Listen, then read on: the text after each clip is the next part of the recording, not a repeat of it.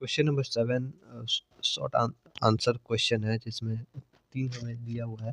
3 में से 3 3 है हमारे पास और 2-2 मार्क्स का ईच है। तो ये पूरा 6 नंबर का है।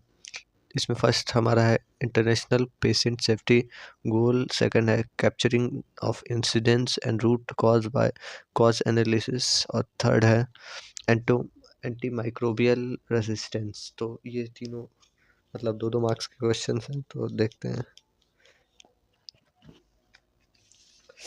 फर्स्ट हम देखेंगे पहले इंटरनेशनल पेशेंट सेफ्टी गोल।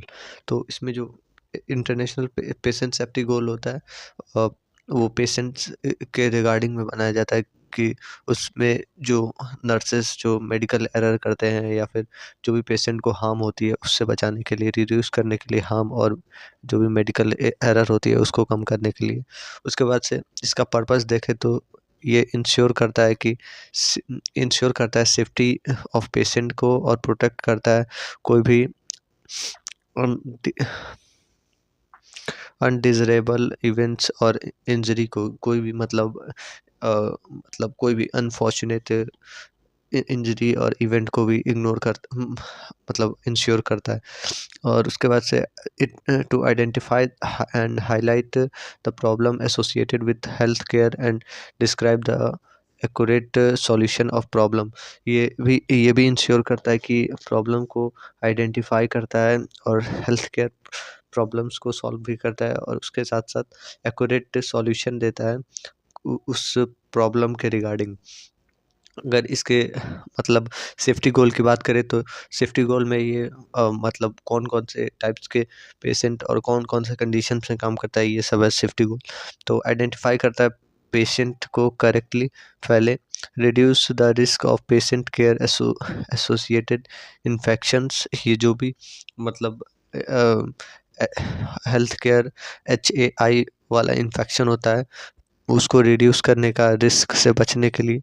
फिर इम्प्रूव द इफ़ेक्टिव कम्युनिकेशन और बातचीत का मतलब जो पेशेंट पेशेंट नर्स रिलेशनशिप है, कम्युनिकेशन को इफ़ेक्टिव बनाने के लिए कि किसी को भी मतलब अच्छे से बात करके समझा दिया जाए।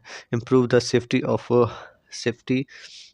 Of high alert medication. इसमें जो प्रॉपर तरीके से मतलब सही टाइम पे सही हाई अलर्ट मेडिकेशन में सेफ्टी से प्रॉपर मेडिकेशन दिया जाए। Ensure the safe surgery. ये भी इंश्योर करता है कि जो सर्जरी हो रहा है वो सेफ हो और मतलब कोई भी मेडिकल एरर ना हो। Reduce the risk of patient harm result from fall. इसमें जो बेड से फॉल होने के चांसेस होते हैं उसको भी रिड्यूस करता है। फिर reduce the harm associated with the clinical alarm system.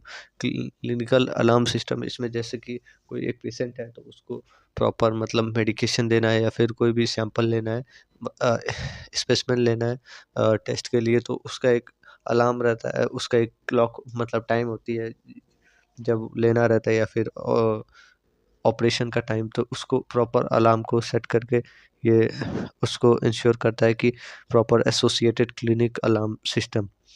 तो ये हमारा था international patient safety goal. Secondly capturing of incident and role cause analysis. तो इसमें जो है पहले हम कैप्चरिंग ऑफ इंसिडेंट्स और उसके बाद से रोल कॉज एनालिसिस देखेंगे।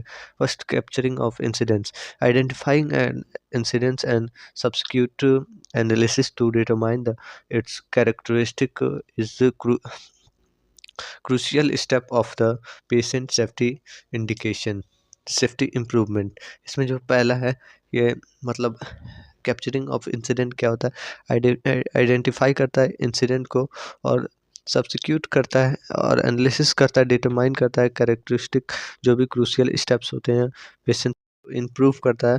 और इसको this is because it enable to substitute the development and implementation of preventive measure। ये जो भी है मतलब इसलिए ये करता है क्योंकि ये सब्सिट्यूट करता है, डेवलपमेंट में इम्प्रोवाइज करता है जो भी इसमें मेजर्स होते हैं और प्रिवेंटिव मेजर्स को डेवलप करता है।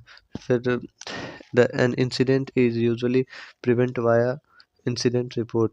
जो प्रेजेंट ये जो भी इंसिडेंट हुआ रहता है उसको प्रेजेंट किया जाता है इंसिडेंट रिपोर्ट से। अगर हम देखें कि किसी भी इंसिडेंट का मतलब कैसे हॉस्पिटल के अंदर देखते हैं तो उसमें सेवरल टाइप्स होते हैं, जैसे कैप्चरिंग ऑफ इंसिडेंट हो गया फर्स्टली, इंसिडेंट रिपोर्ट राइटिंग हो गया। फिर हमारा फर्स्ट स्टेप में हम कैप्चर करेंगे कि इंसिडेंट हुआ क्या है, फिर हम देखेंगे कि इंसिडेंट रिपोर्ट राइटिंग क्या है, मतलब जो भी रिपोर्टिंग करना रहेगा, नोट करना रहेगा वो नोट करेंगे। फिर रूट कॉज एनालिसिस देखेंगे कि किस कारण से वो हुआ है।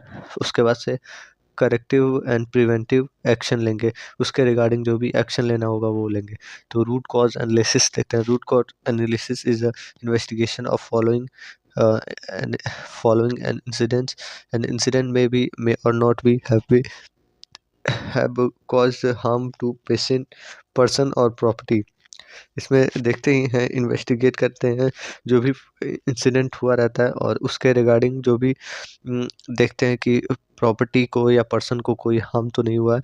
और ये एक हेल्पफुल मतलब स्टेप होता है जिसमें एनालिसिस करते हैं कि प्रॉब्लम प्रॉब्लम कहाँ से हुई है और कैसे हुई है, एनालिसिस करते हैं।